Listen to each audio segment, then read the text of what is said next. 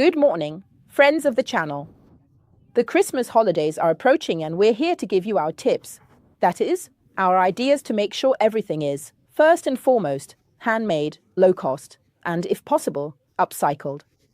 So today, we're going to show you how to create the most beautiful wrapping paper you can imagine, handmade, costing next to nothing, and above all, reusing both parcel paper and low-impact materials like bread bags. This could be wonderful both for wrapping Christmas presents and for making bread baskets to put on the Christmas table. So today, we're working with paper, and I'll show you how to make it perfect using stencils and stamps. Let's get started.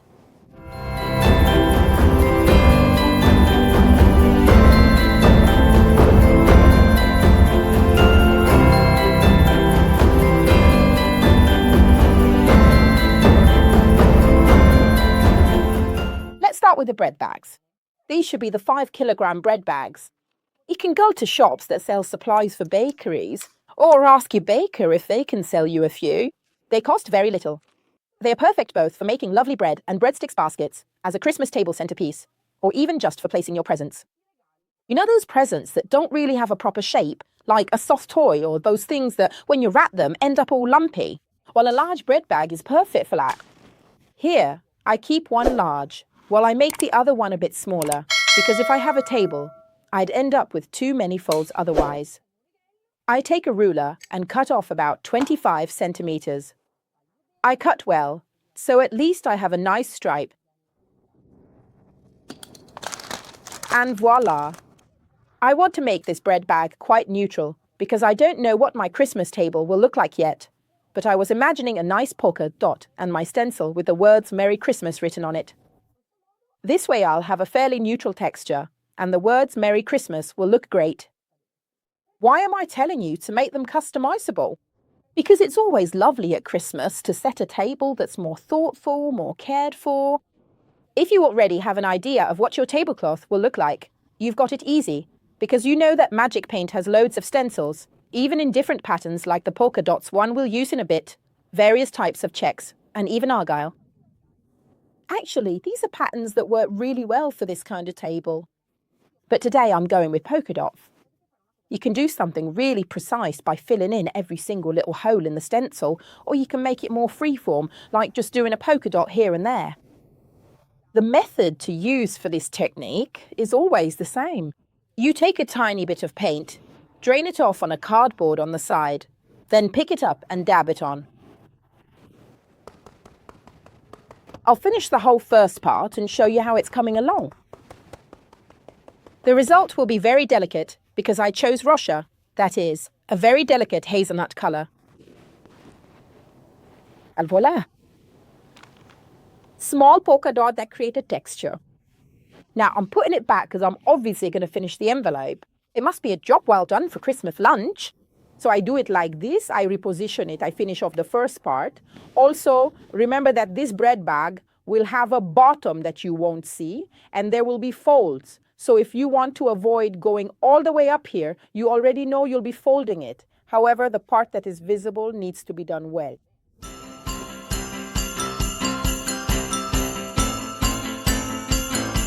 I finished the edges on both sides, obviously not in the little folds. But if you're a perfectionist and want to do the folds as well, go ahead. I'll move on. Before moving on to the next step, though, remember that there's some bulk. With the fold, you'll see a bit less of the base. So, you need to carefully consider where to place the Merry Christmas text, since I'm going to use a stencil with Merry Christmas on it. So remember to center it. I'd say it should go roughly here. So I'm going to turn it round and make sure the center of the stencil comes up more or less here. We have this beautiful stencil where there is Merry Christmas or Buon Natale. You choose whether to be international or more Italian. I do it in Italian now. I take the cardboard as before to unload the swab well. I use tree love. You obviously do it as you wish. It would also look great with a bit of an optical style. Like with Nuit Parisienne and Rocher, it works perfectly. But I already know my whole house will be red, so I'm doing it with true love. Unload it really, really well, and remember, it might even be necessary to go over it twice before lifting the stencil. Better to dab twice than risk smudging. So please, don't rub, but dab from top to bottom. It's always nice when the writing is clean, sharp, and clearly visible, so make sure it's precise, and let's spend an extra minute on it.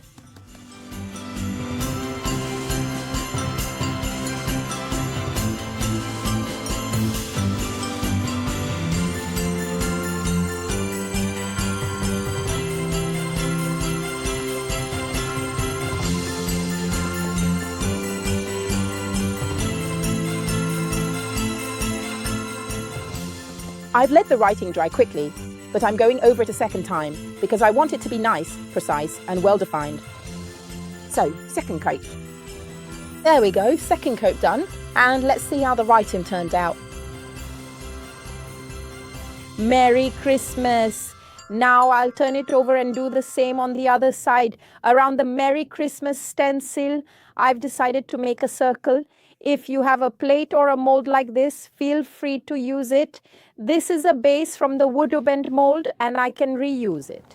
I place it here, fairly central, and with the brush I create my imperfect circle.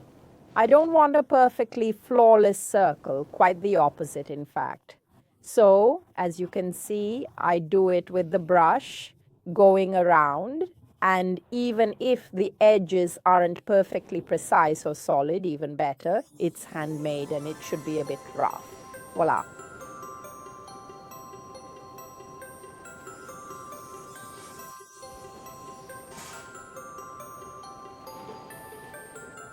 Now for the final decoration, the snow.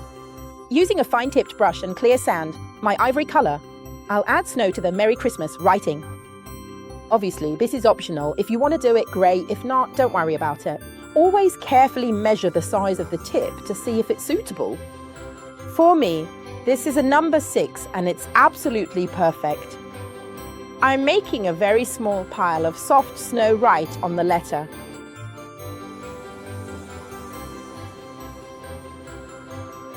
On the B, I go a bit right here, just inside the U and also above the U. You see, I gently and carefully dab both on top of the red writing and, of course, right here on the polka dot as well. Here on the O2, let's make a little mound. On the N as well. It's really nice because this way it's as if our stencil is, let's say, 3-dimensional and not just flat.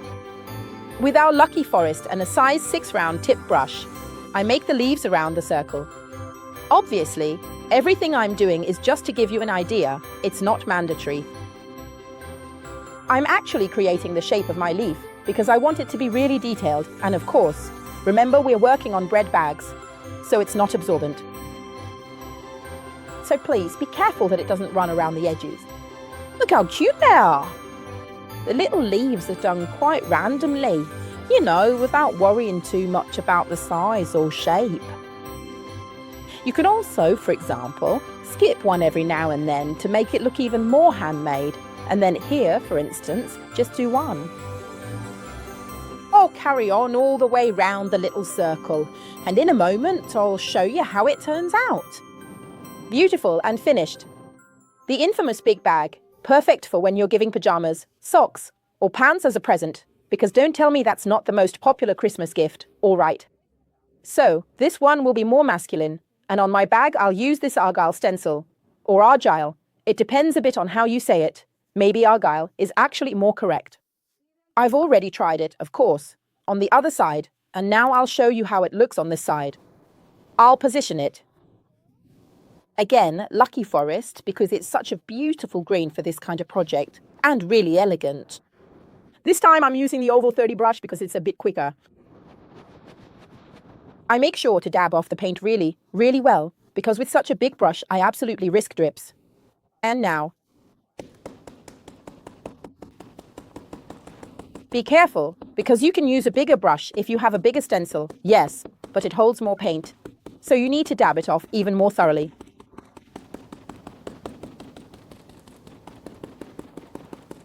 Now, I do this whole part, and obviously I'll reposition it because it has to be all full of stencils up to the tip. I reposition the stencil and now I continue on the entire bag.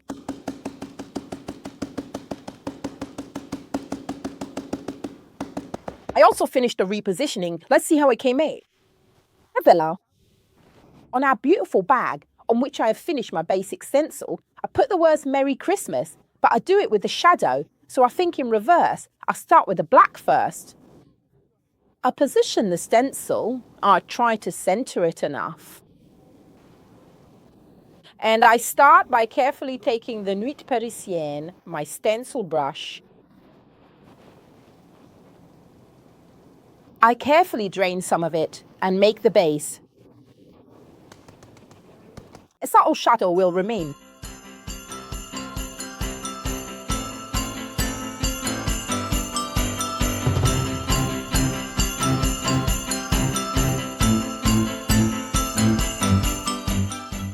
The shadow is done. Now I let it dry and then we move on to the gold.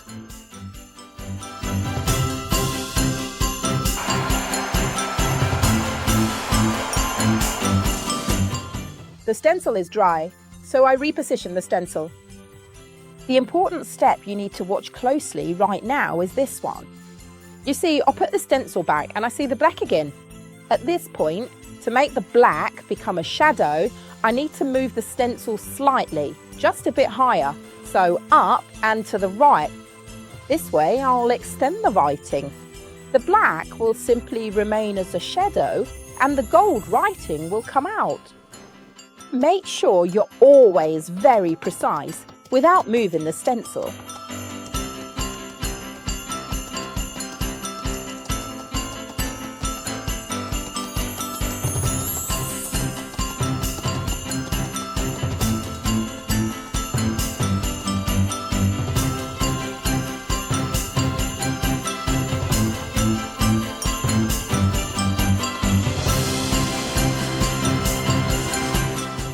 Let's see how my Merry Christmas lettering turned out, if it has a nice shadow. Voila! As you can see on the edge, you can see that there is black eyeshadow. Remember that this type of technique, therefore the stencil with the shadow, can be used on any type of furniture, so keep it in mind when you're making chests of drawers, bedside tables, because it is very useful. Here, where the stencil ends, I'm not going all the way to the top, I want to make a golden line. I make my line very gently. And on the top side as well, I carefully put the line back in place and then do the other edge. In this way, the small finishing touch will be even sharper and more precise. And voila, a little finishing line. The Christmas bag is almost ready, but first a bit of speckling to make it look like snow. And if you want, of course, you can also add snow over the writing here. It's always nice. I take a bit of clear sand. But to do the speckling, I put a bit of colour here and spray a little water on it because I need the colour to be slightly more diluted. Now I go to my little bag and drip. These micro droplets, which are called speckling, look like snow, and it will be the perfect, elegant finish to this very masculine Christmas gift.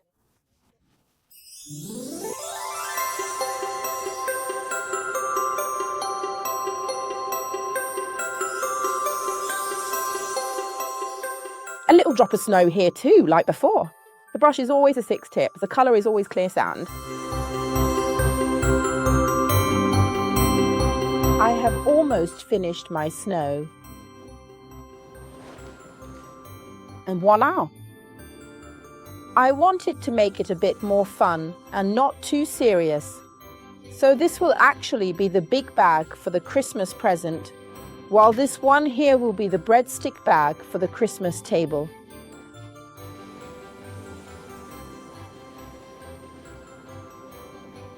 Now let's move on to the next project, which is the wrapping paper for our gifts. It's time to decorate our paper for the Christmas parcels. Why decorate them? First of all, because they're customizable and handmade, so it's a gift made with heart and truly thoughtful. Secondly, because you can have a roll and personalize it according to the person it's for.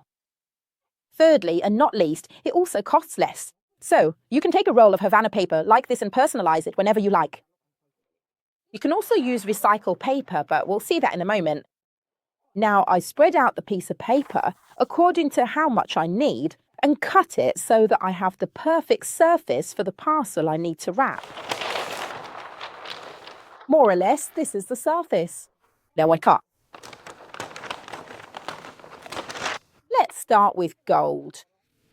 In this tray, I've prepared a fantastic plastic cover because I can wash it and reuse it whenever I use gold. A sponge roller, which I've already dampened and dried with a cloth so it's moist but not wet. And now, after giving the j'adore a really good stir, I pour it into my tray. And voila! Now I use a mould. You see, yeah, a little yellow and very used because that's exactly how it is. I use it a lot. It's one of my favourites. We use it to make shopper bags for the store, to make paintings, and to make moulds for furniture. Its name is Handwritten Note, and it is very particular because it is as if it were an old written letter. Now, here it's a bit hard to see, but I'll show you how it's used. I'll take me roller, load it with paint so that it's completely covered. I also try to avoid waste because I load it well, but then I also need to offload some paint. I remove the excess, press lightly, because when I go over the mould, I mustn't press too hard. I just need to caress it. You will see that the letters, as if by magic, are highlighted by them. I'm creating the base for painting my paper, and then I'll do the second decorative step. Look, I start from one side, then I carefully stop my paper, place my stamp gently and precisely, and then I run my hand over it to make sure it sticks properly and securely, ensuring it is firmly attached. And finally, I lift it up. And voila! You'll see this delicate golden writing starting to act as a texture on the paper. It's like it was hand-painted. This way, I will have a very personalised piece of paper, and that is the base. I'll soon be making a second decoration with another stamp just to make it even more special. I don't always fill everything perfectly. Instead, I put it in the places where I want it to be. I can also press it only halfway, then lift it up and carefully reposition it so that it's intentionally less precise, just like this. I'm creating a beautifully textured piece of paper. Personalised, but not too precise. As you can see, here it was already running out and it's a bit less visible, but this actually makes it even more unique and detailed. I'll do the second decoration on top with another stamp, French Laurel. Of course, you can copy my example or use a different one, or even create overlays in other ways, including the stencils. I'll pair it with the vintage because, for me, gold and vintage together are incredibly elegant. Here too, I add 2 spoonfuls of vintage into my tray. Take my sponge roller, as always, it's better. I load it up well and then unload it just as thoroughly.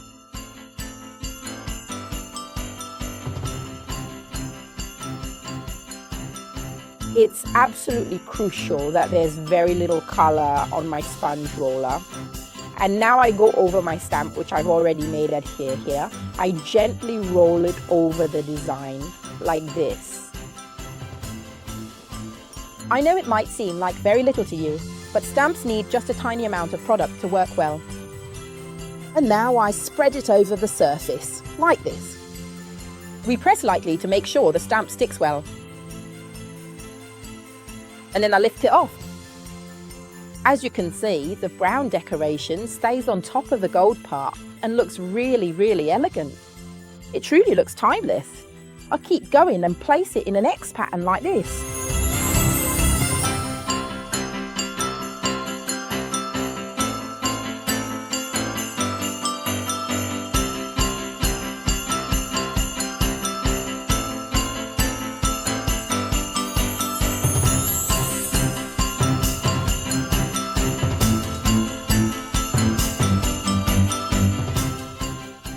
And now I'll show it to you in all its beauty. Imagine giving a present wrapped in paper like this. It's almost too nice to throw away, isn't it? So please never underestimate the art of creating something handmade. Even if it's not the gift itself, but just the packaging, the paper has a completely different feel and character. Let's continue with another piece of paper, shall we? I haven't forgotten about the white bread bag, but I wanted to set it aside for a moment so I could use it now with the stamps. I've taken these little pieces of paper because the creases from folding, obviously if we use a stencil or anything that applies pressure, will show up and be visible. So I put this cardboard inside to make sure the surface is nice and smooth without any bumps or ridges. You can really use anything, a little piece of wood, a bit of cardboard cut to size, whatever you like or have on hand. Of course, they don't have to be perfect because they're handmade, but we'll give it a go and see how it turns out. I've loaded my roller with Corteccia and I put some of it in the tray, just a little bit, but loaded well so the roller is nice and full.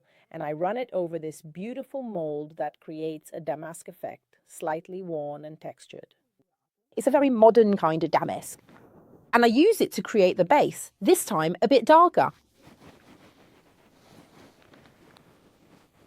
I carefully go onto my paper bag. I go a bit higher up on the bag, just a little further, so that the decorative pattern continues smoothly, and I gently press down. Beautiful. Now I'll carry on and do the second part as well. Obviously, I need to try to reposition it underneath to continue the damask pattern.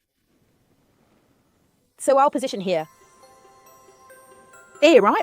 Yes.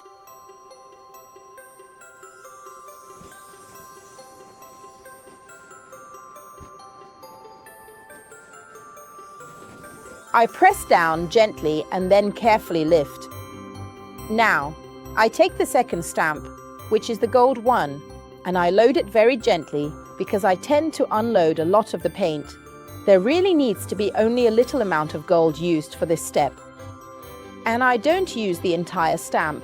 In fact, I actually only put colour on about half of the stamp surface.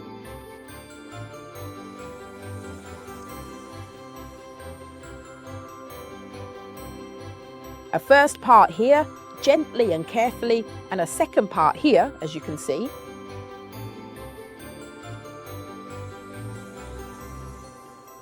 I don't want it to be strong. I want it to be a very balanced and delicate effect.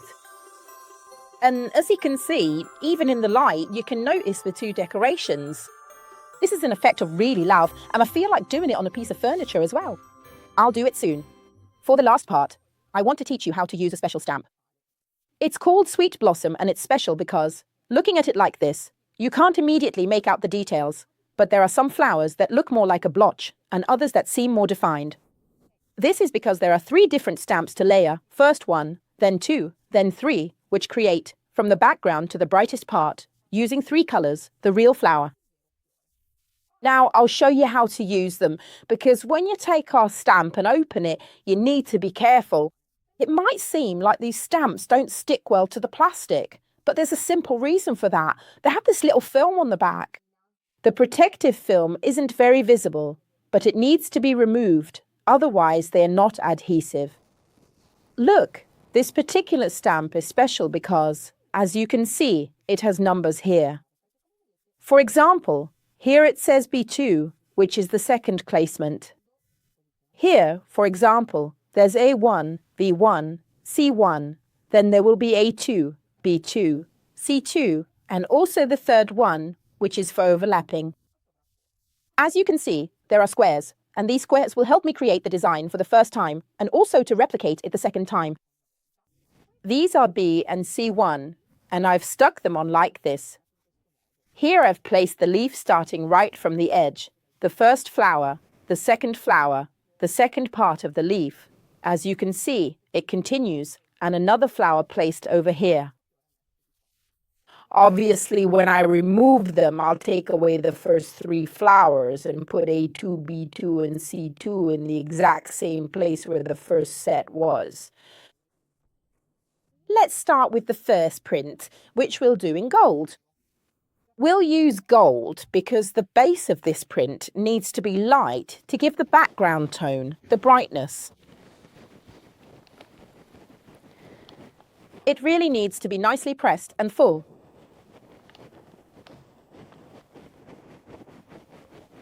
And now I take it and I go on the angle. I start printing from here. With this type of stamp, it's important to apply good pressure. If it helps, you can take a sponge, dry or damp as you prefer, and press gently on the stamp. This way, you will press better and the drawing will come out well. Now let's take it off and see how it turned out. Voila! I'll make a second print on the other side, and I didn't choose this paper at random. It's the paper you find in the Magic Paint boxes. So remember to keep it, because it can always come in handy. Also because once you decorate it, it will become beautiful even if it's crumpled. Here you can see the smooth piece of paper, and here the crumpled one. I'm showing you both. I'll start from the top and make sure the two leaves cross over each other. Like this.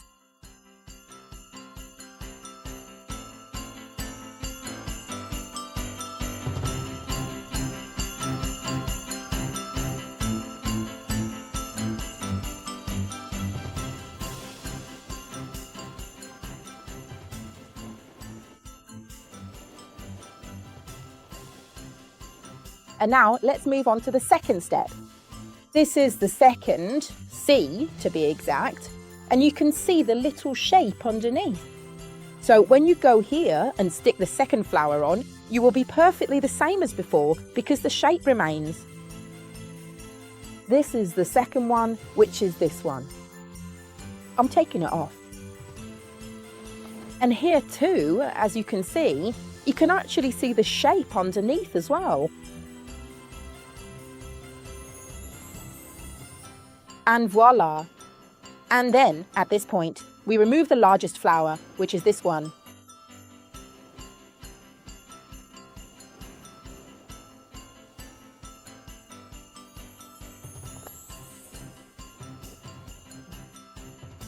For the second stamp, I use the Corteccia colour. But I don't go everywhere, I don't go on the leaves, I only go on the flowers. At this time, I want to leave the leaves golden. So be careful not to get them dirty. I keep them because they're always part of the flower, and they also help me orient myself on the map.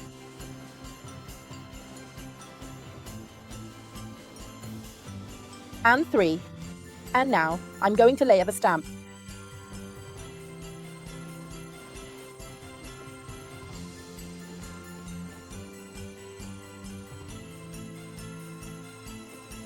Here too, I press gently and then I'll do another print, this time using the third stamp.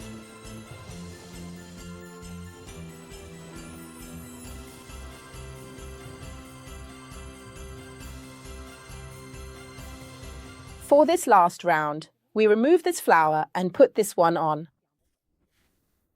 Actually, this one can also be placed by hand because it's very simple.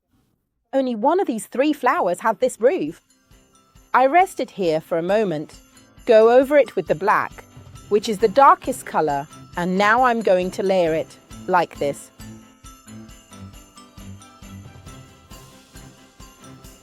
I slowly press down, and now I remove it. I'll do the same on the flower on the other side.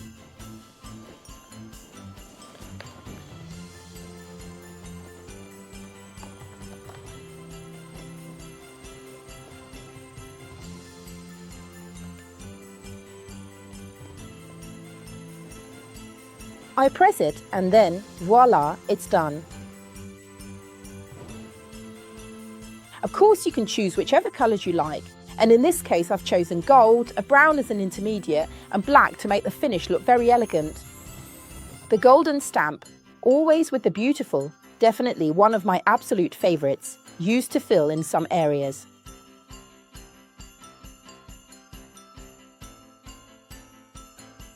I also use the last little stump on the other flowers because it gives a lovely depth.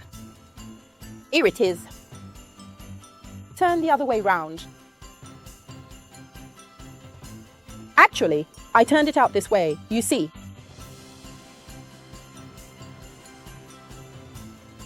Obviously, depending on how you combine the colours and arrange the flowers, it will turn out differently, but that's the beauty of it. Now I'm going to work with the stamps on the crumpled paper. And here is today's last stamp, still half new because I've already used the other half. And as you can see, it also has the protective plastic, which obviously needs to be removed, otherwise it won't stick. So please remember this, because so many of you write to me saying, Elisa, I bought the stamp, but it doesn't stick to the laminated surface. Why is that? It's because you haven't removed the protective plastic film. You always need to take it off. Now I'll place it on its stamp, on its base, making sure it is secure, and then I'll do the same thing with the flowers, which are new. I load the roller with the vintage and start spreading the colour along the border. Here, I'm going to do something different and follow the edge of the paper. This is a crumpled paper, because it's the paper you find inside the Elisa Home Magic Paint packages. I place the edge here. With my cloth, I carefully help myself and press it down well and lift it up. A lovely damask, a beautiful border. Obviously, they can be placed close together and matched up so that it becomes a continuous border. And now we'll do that. Here too, as you can see, the drawing doesn't have to be perfect. It just needs to be slightly worn. And for us, the job is even easier.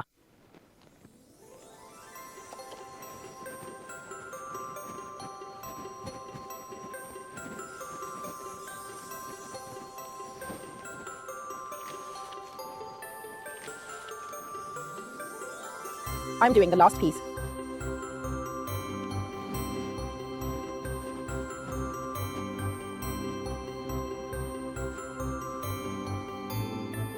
And Yana. This stamp is designed to have the entire design in a single print. In fact, there are 2 of these edges, but if you want, you can use the same one to go to the other edge. I did this because, as you can see, my plastic base is smaller than the width of the paper, and so to reach the edge, I had to make a smooth print. Now I'm making a second one here, but I always use this one. It's the same one anyway, and so I don't dirty the other stamp.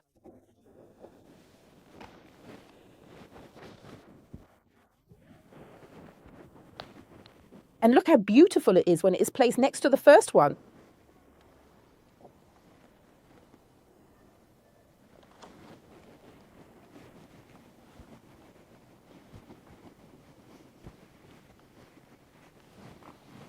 Voila.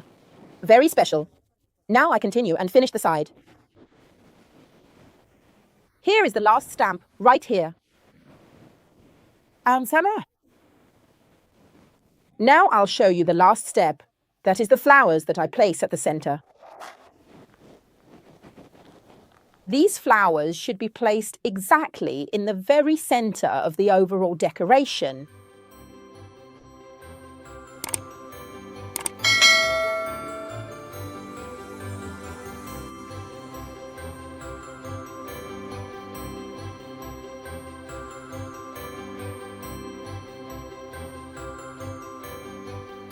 This restyling is also finished. It was not a restyling, it's a recovery. We use in simple materials, like bread bags, to create something special. This would also be lovely for hosting a poinsettia. So instead of putting it in a pot, you put it in the bag with the saucer and the poinsettia. The bag for the boss, who is Stefano, is beautiful, and that's where I'll put the presents later. Everything goes into a big bag closed with a nice click. I really love the idea of creating something special, something unique, like this paper, which I think will be kept. After using the paper for the gift, you can even make bookmarks out of it. Why not? All something a bit more unique that keeps the spirit of this gift alive. At Christmas, when we all give so many presents, maybe even too many, thinking of something handmade definitely leaves its mark. I'll say goodbye now and let me know in the comments if you enjoyed it. Every now and then, I do a bit of upcycling. Remember, the products used aren't available on Amazon, but on the website magicpaint.it, and also from authorized retailers listed by region. Goodbye.